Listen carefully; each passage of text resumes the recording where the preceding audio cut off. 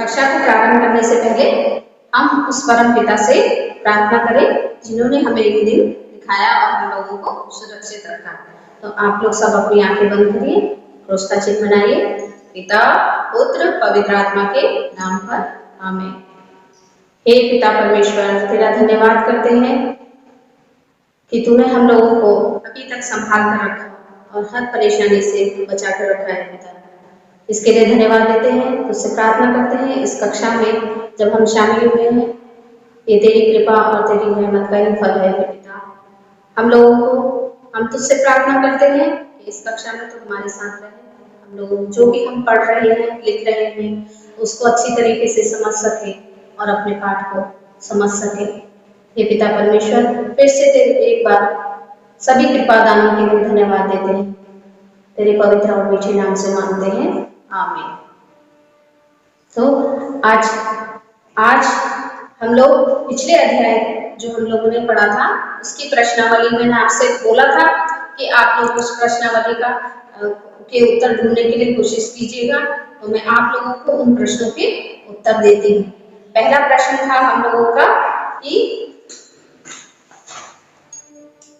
वर्तमान कालिक राजनीतिक परिस्थिति का वर्णन कीजिए। तो इसका उत्तर है आजकल राजनीतिक दल शक्तिप्रद और धन प्राप्ति के साधन बन गए हैं। इन दलों में जमींदारों, पूंजीपतियों, करोड़पतियों से लेकर अपराधियों तक ने अपना स्थान बना लिया है।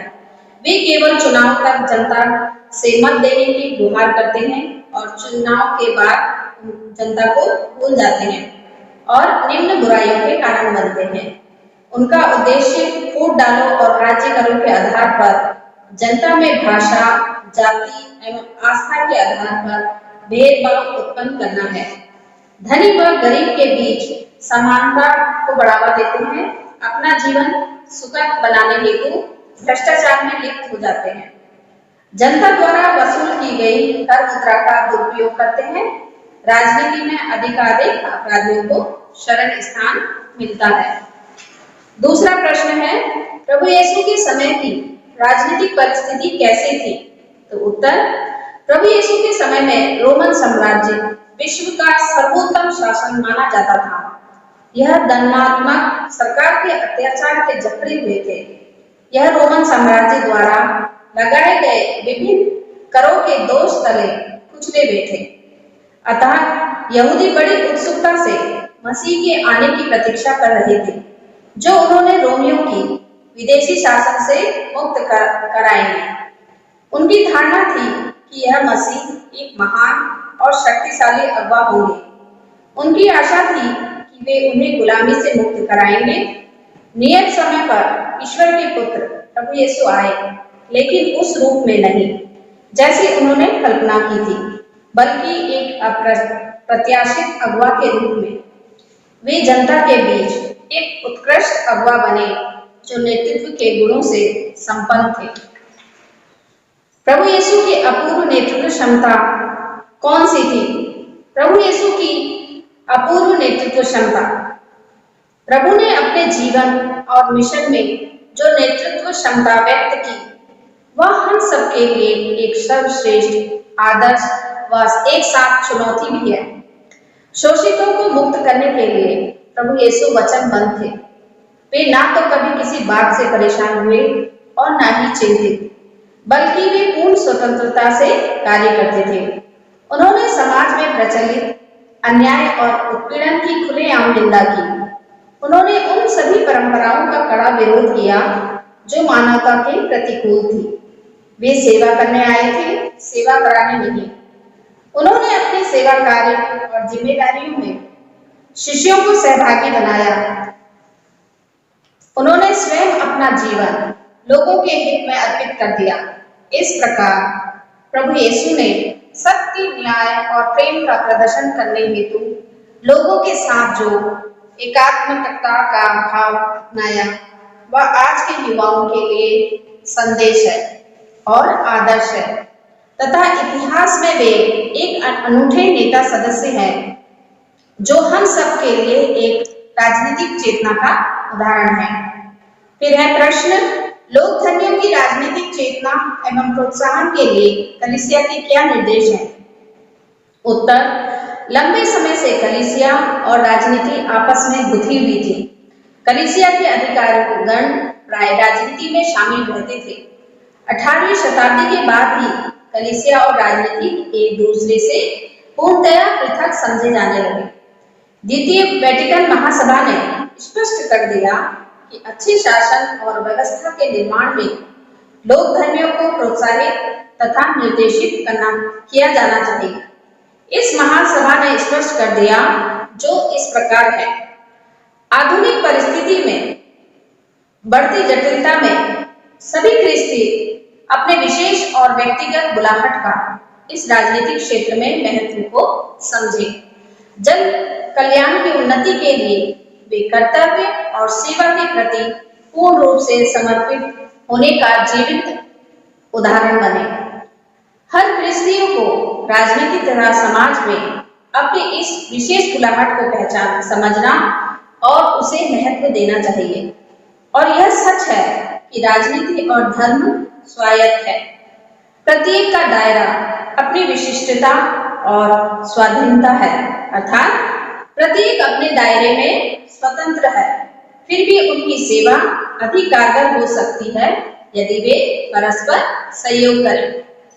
अब प्रश्न है, भविष्य के अच्छे नेता बनने के लिए वर्तमान में आप किन किन गुणों का विकास करेंगे? तो उत्तर है, भविष्य के अच्छे नेता बनने के लिए हम लोगों को ईश्वर के साथ घनिष्ठ संबंध बनाए रखना और अपने जीवन में आध्यात्मिक मनोभावों को विकसित करना चाहिए और अपने अपने आत्मविश्वास को विकसित करना है। सत्यवादी बनना है, परिश्रम करना है, अपनी प्रतिभाओं को निखारना है, दूसरों को आदर करना सीखना है, अन्याय का विरोध करना है, निर्धन और दीन दुखियों के हितों की रक्षा करना है, अपने कार्य एवं जिम्मेदारियों को दूसरों के साथ बांटना है। तो यदि आप उक्त बातों का अपने जीवन में पालन करेंगे तो निश्चय ही आप अपने जीवन की बुलंदियों को छू पाएंगे और आप राष्ट्र और कलीसिया में एक अच्छे नेता के रूप में प्रशंसनीय होंगे और आपका जीवन सफल हो जाएगा और आप एक अच्छे नेता बन पाएंगे। फिर प्रश्न नंबर था, यदि मैं एक राजनीतिक नेता होता तो कैसा होता? तो इस विषय पर आप अपने विचार एक निबंध के रूप में स्वयं लिखेंगे। तो ये थी हमारी प्रश्नावली के उत्तर और ये तो यहाँ पर हमारा अध्याय समाप्त होता है और आज हम लोग विश्वास प्रक्षेपण श्रृंखला के चौथे अध्याय में प्रवेश कर चुके हैं। तो चौथा अध्याय है हम लोगों का आर्थिक जागरूकता। इस पाठ को प्रारंभ करने में हम देखते हैं सबसे पहले घटना दी गई है, उसमें 2 उदाहरण दिए गए हैं। फिर उसके बाद जैसे आर्थिक जागरूकता इसका पाठ का नाम है तो इसमें अर्थशास्त्र है, अर्थशास्त्र परिभाषा है और वो क्या है ये बताया जाएगा आपको। फिर वर्तमान विश्व में वर्तमान अर्थव्यवस्था क्या है इसके विषय में मैं आपको बताऊंगी। फिर पवित्र बाइबल में ये अर्थशास्त्र क्या है और वो किस तरीके से है ये भी मैं आपको बताऊंगी। और पुराने व्यवस्थान में क्या अर्थव्यवस्था थी इस विषय में आज मैं आपको बताऊंगी। तो सबसे पहले हम लोग अध्याय प्रारंभ करने में देख रहे हैं कि 2 घटना दी गई है जिसमें लीमा नाम की एक लड़की है जो 12वीं की छात्रा है। उसने क्या किया, इंटरवल में क्या किया है, अपना आधा टिफिन खाया है और शेष भोजन को उसने कूड़ेदान में फेंक दिया है। और दूसरी ओर उसकी एक साथी है अनुराधा नाम की जो भूख से बेहाल है और वो बेहोश होकर गिर पड़ी क्योंकि क्या था, गरीबी के कारण उसके पास भोजन नहीं था, वो भोजन नहीं ला सकती थी। अब दूसरी घटना है, विक्टर नाम का एक 12वीं का छात्र है, उसके घर में दादी बीमार है और उसकी माँ ने उसको विक्टर को दवाई के लिए पैसे दिए हैं। विक्टर दवाई लेने जाता है लेकिन रास्ते में क्या होता है, दोस्त लोगों के साथ मिलके उसके दोस्त मिल जाते हैं और वो दोस्त लोगों के साथ फिल्म देखने चला जाता है। तो दवाई ना लाकर वो फिल्म देखने चला गया। तो उसने क्या किया, अपना समय भी गवाया और अपना रुपया भी गवाया अपने मित्रों के साथ जाकर, तो उसको इसलिए घर में माँ से डांट भी पड़ी। तो ये दो घटनाएं। अब हम इन दोनों घटनाओं के बारे में सोचें। इसमें क्या है, एक के पास इतना भोजन है कि उसने भोजन की बर्बादी कर दी, और एक का परिवार इतना तंगहाली में है कि उसके पास वो भूख से बेहोश हो गए, और एक ने अपना धन का व्यय कर दिया। तो व्यय कैसे करा, व्यर्थ कर दिया, अपने उसमें कर दिया। तो आज हमने इस घटना में क्या देखा, आर्थिक समस्या, क्या धन का असमान वितरण। तो इस ये जो हमारा अध्याय है, तो हम अर्थशास्त्र में, आइए हम लोग इस अध्याय में जानेंगे कि अर्थशास्त्र क्या है। तो अर्थशास्त्र क्या है, अर्थ माने धन, और शास्त्र क्या है, वैज्ञानिक अध्ययन। तो यानी कि अर्थशास्त्र का पूरा मिला के धन और वैज्ञानिक अध्ययन। तो अर्थशास्त्र वह विज्ञान है जो लागतों अथवा मूल्यों के संबंध में उत्पादन, वितरण एवं वस्तुओं के उपयोग से संबंधित है। यह लोगों को अपनी इच्छा अनुसार जीवन शैली चुनने अथवा अपनी मूलभूत आवश्यकताओं को पूरा करने में मदद करता है। अतः अर्थशास्त्र हमारे प्रतिदिन के जीवन की चर्चा का आधार स्तंभ है। यानी कि बिना अर्थ या धन के हमारी जीवन शैली है वो पूरी नहीं हो सकती, क्योंकि हम धन, हमारे पास धन होगा तभी हम अपने जो हमारे दैनिक जीवन की आवश्यकता है उनको पूरा करेंगे। तो अब हम आते हैं, ये तो था अर्थशास्त्र का अर्थ और उसकी परिभाषा। अब हम आगे देखते हैं कि वर्तमान विश्व परिप्रेक्ष्य में अर्थशास्त्र कैसे काम करता है। देश की अर्थव्यवस्था को सुधारने एवं उच्च अवस्था पर पहुंचाने के लिए सरकार विभिन्न योजनाएं बनाती है और अनेक नीति अपनाती है। तो इसमें क्या है, कुछ देशों द्वारा अपनाए गए आर्थिक नीतियों में निर्धन को और अधिक निर्धन और धनी को अधिक निर्धन बनाने की प्रवृत्ति होती है। जैसे कि हम लोगों का पहला अध्याय था वैश्वीकरण, उसमें भी हमने देखा था कुछ कैसे मैंने बताया था आपको कि लोगों का असमान, धन का कैसे असमान वितरण होता है। तो इसमें कुछ देश जो होते हैं नीतियों को अपनाते हैं, आर्थिक नीतियों को अपनाते हैं, लेकिन निर्धन लोग निर्धन होते चले जाते हैं और धनी लोग अधिक धनी बनने की प्रवृत्ति हो जाती है। तो इसमें क्या होता है, उपयोगी वस्तुओं में निरंतर मूल्य वृद्धि होती है। जैसे विश्व बाजार व्यवस्था है, अमानवीय दृष्टिकोण हो गया, गरीबी, भूखमरी, बेरोजगारी, कालाबाजारी, मिलावट और जमाखोरी की समस्याएं हैं। तो ये दिन प्रतिदिन बढ़ती चली जाती है क्योंकि धन का असमान वितरण हो रहा है। फिर कुछ देशों में क्या होता है, प्रचुर प्राकृतिक संसाधन होते हैं और वो लोग उसका उपयोग भी करते हैं, जिससे कि वो लोग आर्थिक रूप से संपन्न हो जाते हैं। उदाहरण के रूप में हम देख सकते हैं ईरान में है, तेल जो है उनकी अर्थव्यवस्था को बहुत प्रभावित करता है, और तेल अधिक होने के कारण वो अनेक देशों को उसको देता है, जिससे वो आर्थिक रूप से सुदृढ़ होता है। सारी अर्थ जो रुपया है वो वहां उन लोगों को प्राप्त होता है। तो क्या उन संसाधनों के द्वारा वो लोग क्या होते हैं, वो देश आर्थिक रूप से संपन्न होते चले जाते हैं। दूसरा है वैज्ञानिक प्रगति से। कुछ देशों में जो क्या है आर्थिक संपन्न कैसे होते हैं, वो लोग वैज्ञानिक उनके वहां आविष्कार होते हैं जिससे उनकी प्रतिष्ठा हासिल होती है। अगर वो कुछ प्रयोग करेंगे, कुछ वैज्ञानिक खोज करेंगे तो उससे उन लोगों को प्रतिष्ठा मिलती है और उनकी आर्थिक स्थिति संपन्न होती चली जाती है।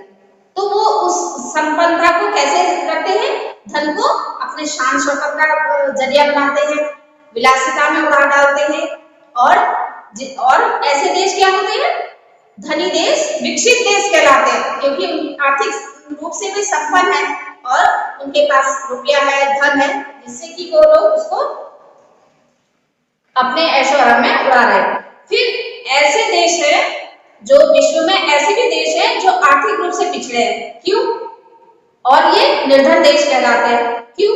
क्योंकि इनके वहां प्राकृतिक संसाधनों की कमी होती है, उपलब्ध कम होते हैं, लेकिन जो भी होते हैं उनका वो सही उपयोग नहीं करते हैं, और जब सही उपयोग नहीं करेंगे तो तो क्या होगा, मूलभूत आवश्यकताओं को वो पूर्ण करने में असमर्थ होंगे। परिणाम स्वरूप क्या होता है, वहां पर मृत्यु संभव होती है। भूख से क्या है, मृत्यु संभव हो जाएगी और वहां बुरे कार्यों का बोलबाला हो जाएगा, जैसे अत्याचार, हिंसा, डकैती, लूट, हत्या, शोषण, चोरी इत्यादि। यानी कि वो घृणित कार्यों में संलग्न हो जाते हैं, क्योंकि आर्थिक रूप से संपन्न है जो भी है, उससे उसका सही उपयोग नहीं कर रहे हैं और भूख को मिटाने के लिए वो लोग इन कार्यों की ओर अग्रसर हो जाते हैं। तो हम ये देख रहे हैं कि विश्व की कुल 6 अरब की जनसंख्या, जिसमें केवल 1 अरब जनता ही विविध देशों, विकसित देशों में निवास करती है और 1 अरब विकसित, जिसमें से 80% संपूर्ण देश संपूर्ण साधन का उपयोग करते हैं और उसमें 20% संसाधन का बंटवारा होता है। तो इसमें ज्यादातर पूंजी की मात्रा क्या होती है, धनाढ्य लोग जो होते हैं, ज्यादातर पूंजी उन लोगों के अधिकार में होती है। और भारत जैसे देश में हमारे पास कुल कितनी हेक्टेयर भूमि है, 326.8 लाख हेक्टेयर भूमि है, जिसमें कितनी है, 53% भूमि भारतीय जनसंख्या जो है, भारतीय जनसंख्या उनके पास है और 10% धनाढ्य व्यक्तियों के पास है। 37% भूमि जनसंख्या और लोगों के पास है, 35% जनसंख्या जमींदारों के पास है और शेष 10% आम जनता के पास है। इस प्रकार से ये वितरण है। तो ये तो विश्व से संबंधित और भारत देश से संबंधित अर्थव्यवस्था थी। अब हम आते हैं पवित्र बाइबल में अर्थशास्त्र। तो पवित्र बाइबल में इतिहास द्वारा हमें ज्ञात होता है कि आर्थिक असमानताएं वर्तमान समय की भांति प्राचीन काल में भी व्याप्त थी, क्योंकि देश देश के बीच में गृह युद्ध होते रहते थे, लड़ाई होती थी और गुलामी प्रथा थी और शरीयतकारी नीतियां ये लोग प्रयोग करते थे, जिसका परिणाम क्या होता था, अर्थव्यवस्था में बदलाव होता था। तो ये सब हम लोगों को बाइबल में मिलता है और हम देख सकते हैं कि पुराने व्यवस्था में उत्पत्ति के 13वें अध्याय के 1 से 12 में हम देख सकते हैं। आप अपनी बाइबल खोलिए, पेज नंबर 16 निकालिए, उसमें देखिए इब्राहिम और लोट के बीच भी उपजाऊ चारागाह के लिए झगड़े हुए। तो हम लोग उत्पत्ति ग्रंथ में 16 अध्याय में देख रहे हैं कि इब्राहिम और लोट के बीच में भी उपजाऊ चारागाह के लिए झगड़े हुए। फिर निर्गमन ग्रंथ के हम अध्याय 14 में 1 से 8 देखते हैं। आप पेज खोलिए, पेज नंबर 91, उसमें आपको पता चलेगा पूंजी एवं संपत्ति प्रभु का आशीर्वाद मानी जाती थी, जो सूक्ति ग्रंथ के अध्याय 10वें अध्याय की 22वीं लाइन में दिया गया है। इसी प्रकार आमोस की ग्रंथ 5वें अध्याय की 11वीं लाइन में ये दिया गया है कि राजाओं के शासन काल में के दौरान क्या होता था, भारी कर लिया जाता था और अन्यायपूर्ण योजना बनाई जाती थी, जिससे लोगों की आर्थिक स्थिति प्रभावित होती थी और भयंकर सूखा पड़ता था, जिससे भी अर्थव्यवस्था प्रभावित होती थी। यिर्मयाह के 14वें ग्रंथ में हम देखते हैं कि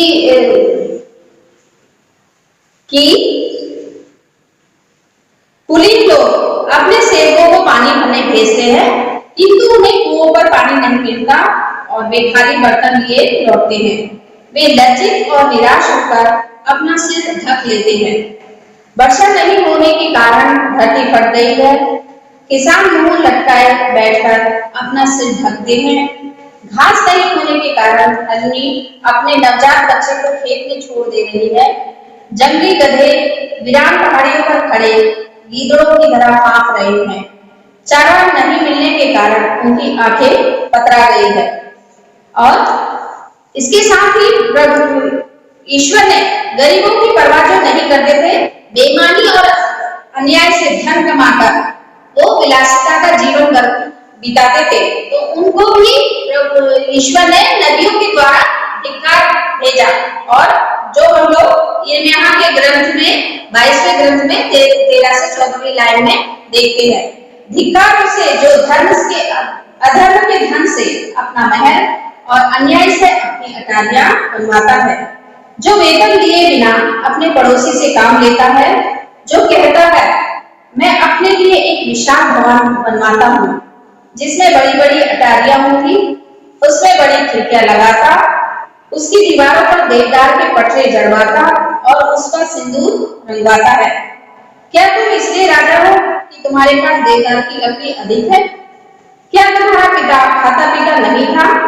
वह न्याय और सदाचरण का जीवन बिताता था और इसीलिए उसे सुख शांति मिली।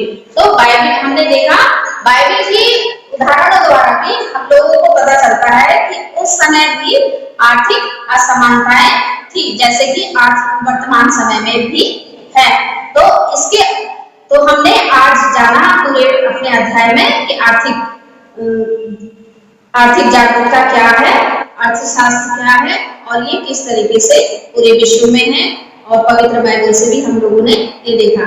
मुझे आशा है कि आप लोगों को ये समझ में आया होगा, और इसके आगे का अध्याय हम लोग दूसरी कक्षा में इसके आगे का अध्याय में प्रभु यीशु के समय में जो अर्थव्यवस्था थी उसके बारे में, और प्रारंभिक कलीसिया की अर्थव्यवस्था क्या थी और कलीसिया की शिक्षा क्या है, हमारा आर्थिक जीवन क्या है, उसको मैं दूसरी कक्षा में आपको बताऊंगी। तब तक मैं आशा करती हूँ आप लोग सुखी होंगे, खुश होंगे, सुरक्षित होंगे, और इसीलिए आप लोग अपना समय प्रार्थना में भी बिताएं, प्रभु ईश्वर को भी अपना समय दें और खुश रहें। तब तक के लिए मैं आपसे विदा लेती हूँ।